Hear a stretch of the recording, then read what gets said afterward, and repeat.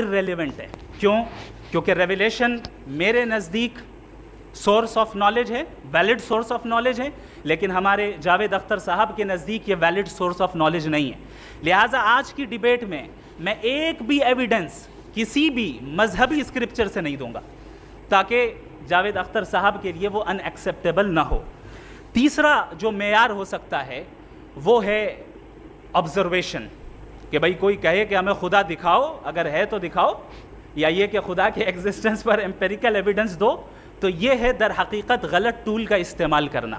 یہ ایسا ہی ہے کہ جاوید صاحب مجھ سے یہ مطالبہ کریں کہ مفتی صاحب آپ میٹل ڈیٹیکٹر کے ذریعے پلاسٹک ڈیٹیکٹ کر کے دکھائیں. اب چونکہ پلاسٹک ڈیٹیکٹ نہیں ہو پا رہی ہے لہٰذا plastic does not exist. No, you are using the wrong tool. اس ٹول سے پلاسٹک کو ڈیٹیکٹ نہیں کیا جاتا. لہٰذا میں سمجھتا ہوں کہ گاڈ کے ایگزسٹنس پر ایمپیریکل ایویڈنس کا مطالبہ کرنا ایک بچکانہ مطالبہ ہے, اور ہمارے رسپیکٹڈ جناب جاوید اختر صاحب اس اسٹیج سے اب بہت آگے نکل چکے ہیں. اب بچتا ہے ایک ہی اسٹینڈرڈ, اور وہ اسٹینڈرڈ ہے عقل, لاجک, ریزننگ. اور یہی وہ اسٹینڈرڈ ہے جس کے تحت گاڈ کی ایگزسٹنس کو ثابت کیا جائے گا یا گاڈ کی ایگزسٹنس کو ڈینائی کیا جائے گا. لیکن چونکہ یہ بہت امپورٹنٹ اور سینسٹیو ٹاپک ہے, اس لیے لاجیکل آرگیومنٹ بھی ایسا ہونا چاہیے جو ڈیفینیٹو ہو, انڈیفینیٹو نہ ہو, جو 2 اور 2 4 کی طرح بالکل واضح ہو, جسے لاجیکلی ریجیکٹ کرنا پاسبل نہیں ہو.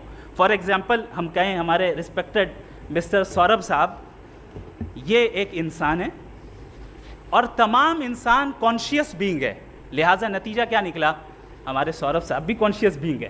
کیا یہ انڈیفینٹ آرگیومنٹ ہے یا ڈیفینٹ آرگیومنٹ ہے؟ یہ ڈیفینٹ آرگیومنٹ ہے.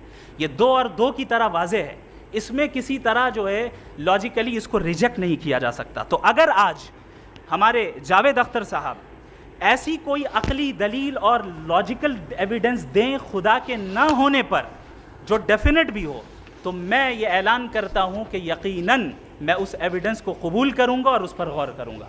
لیکن ساتھ میں یہ بھی اعلان کر دیتا ہوں پریڈکشن کے طور پر کہ ایسا کوئی ڈیفینٹ آرگیومنٹ کوئی نہیں پیش کر سکتا.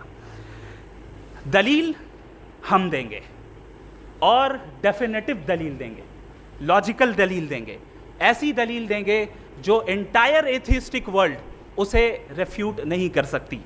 چلیں اب ہم ایک ایگزامپل سوچتے ہیں, ایک سینیریو, سمپل سینیریو, تمام آڈینس سے گزارش ہے, ہم اور آپ ایک آئسولیٹڈ آئیلینڈ پر ہیں, ایسا آئیلینڈ جہاں پہ ہم سے پہلے کوئی کبھی نہیں گیا.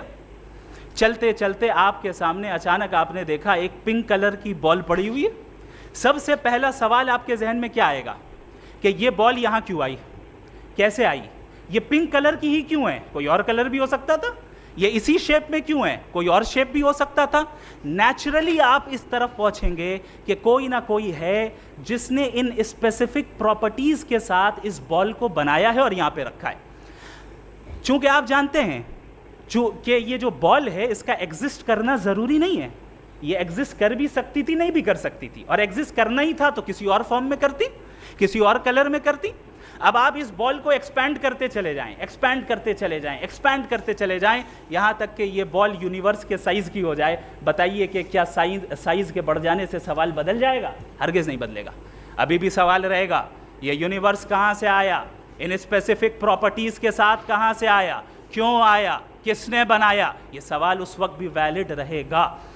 لیکن یہ سوال اگر ہم جناب جاوید اختر صاحب سے کریں تو چونکہ ان کا ورلڈ